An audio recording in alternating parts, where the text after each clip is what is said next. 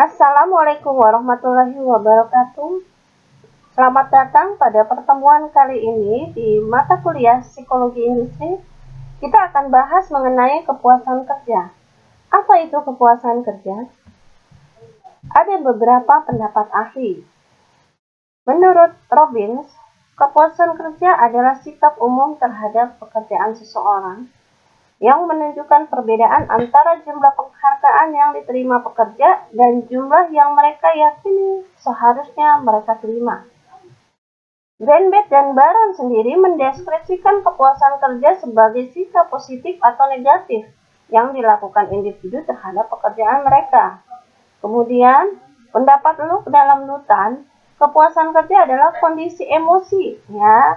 Emosinya emosi positif sih, emosi yang senang.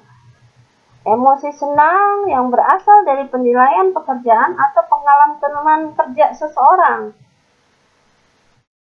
Sementara Gibson menyatakan kepuasan kerja sebagai sikap yang dimiliki para pekerja tentang pekerjaan mereka.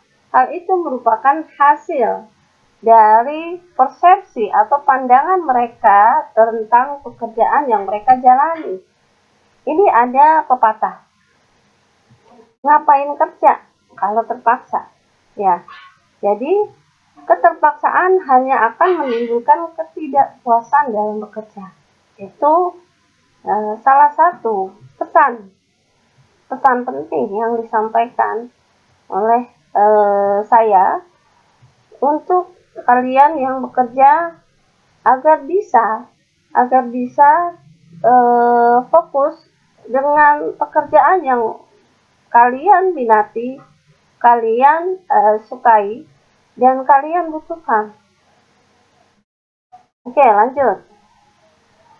Dapat disimpulkan, pengertian kepuasan kerja adalah sikap yang positif dari tenaga kerja meliputi perasaan, tingkah laku terhadap pekerjaan melalui penilaian salah satu pekerjaan yang dirasa menghargai dalam mencapai salah satu nilai-nilai penting pekerjaan. Nah, di sini perlu digarisbawahi, semakin kita merasa pekerjaan itu menyenangkan, maka semakin kita memiliki yang namanya kepuasan kerja. Jadi jangan sampai dalam bekerja ada rasa tidak ikhlas. Karena ketidakikhlasan itu hanya menimbulkan ketidakpuasan kerja. Ya. Teori kepuasan kerja ini ada beberapa teori. Teori pemenuhan kebutuhan, teori perbedaan ketidaksesuaian, teori keadilan dan keseimbangan, teori pandangan kelompok, dan teori dua faktor. Teori pemenuhan kebutuhan ini berkaitan dengan teori motivasi dari Maslow. Ya. Yang biasa kita tahu teori pemenuhan kebutuhan ini adalah teori hierarki kebutuhan. Yang di dalamnya ada kebutuhan fisiologi, kebutuhan akan rasa aman, kebutuhan untuk dicintai, kebutuhan untuk dihargai, kebutuhan untuk mengaktualisasikan diri. Itu 5 kebutuhan itu adalah 5 tingkatan kebutuhan menurut Maslow. Jadi di sini yang kedua ada teori perbedaan atau ketidaksesuaian, di mana kepuasan kerja seseorang karyawan dapat diukur dengan menghitung selisih antara apa yang harusnya dengan apa yang dirasakan. Apabila seseorang memperoleh lebih besar dari yang diharapkan, maka karyawan tersebut akan merasa puas. Tapi sebaliknya, jika diperoleh lebih kecil, maka menjadi tidak puas.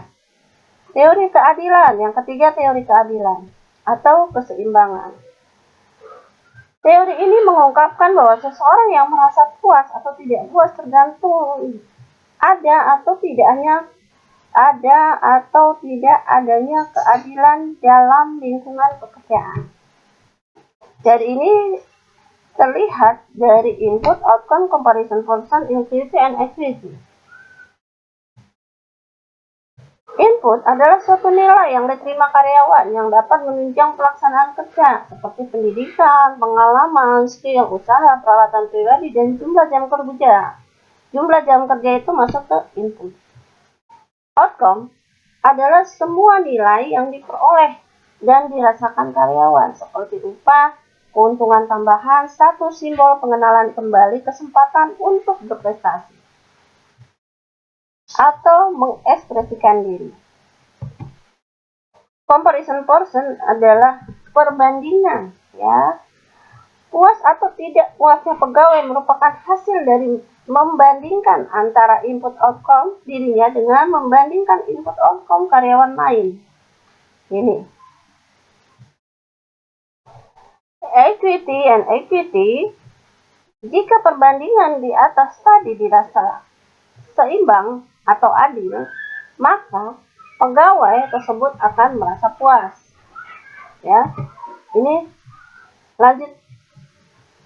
Jika tidak seimbang atau ada ketidakadilan, dapat menyebabkan dua kemungkinan: overcomposition equity, ketidakseimbangan yang menguntungkan dirinya, atau sebaliknya, undercomposition equity, yang menguntungkan pegawai lain, yang menjadi perbandingan atau comparison portion.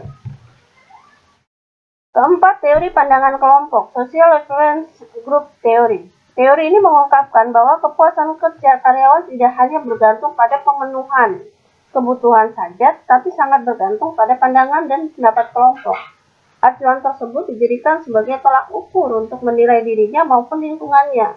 Karyawan akan merasa puas apabila hasil kerjanya sesuai dengan minat dan kebutuhan yang diharapkan oleh kelompok.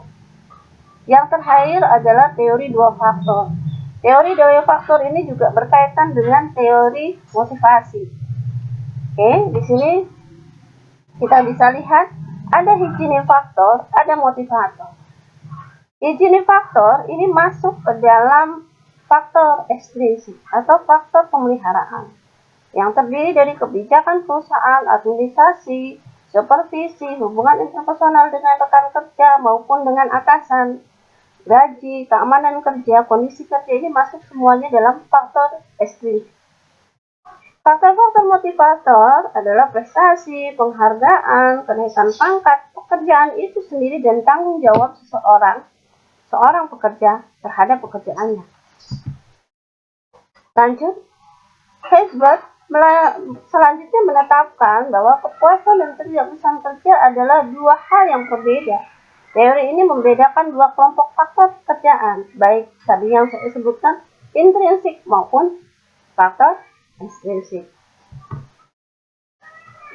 Oke, di sini faktor pemeliharaan menyebabkan banyak ketidakpuasan bila faktor tersebut tidak ada, tapi memberikan motivasi jika faktor itu ada. Sebaliknya, motivator membimbing ke arah motivasi yang kuat dan seseorang merasa cenderung puas terhadap kerjaannya bila faktor itu ada, tetapi tidak menyebabkan ketidakpuasan jika faktor tersebut tidak ada.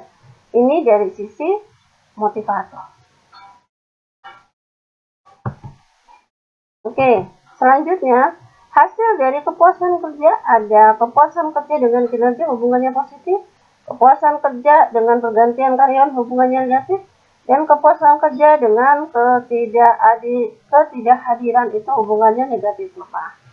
Kepuasan kerja dengan stres kerja hubungannya negatif. Karena semakin tinggi kepuasan kerja, maka semakin rendah stres kerja, ketidakhadiran karyawan, ya, dan turnover karyawan.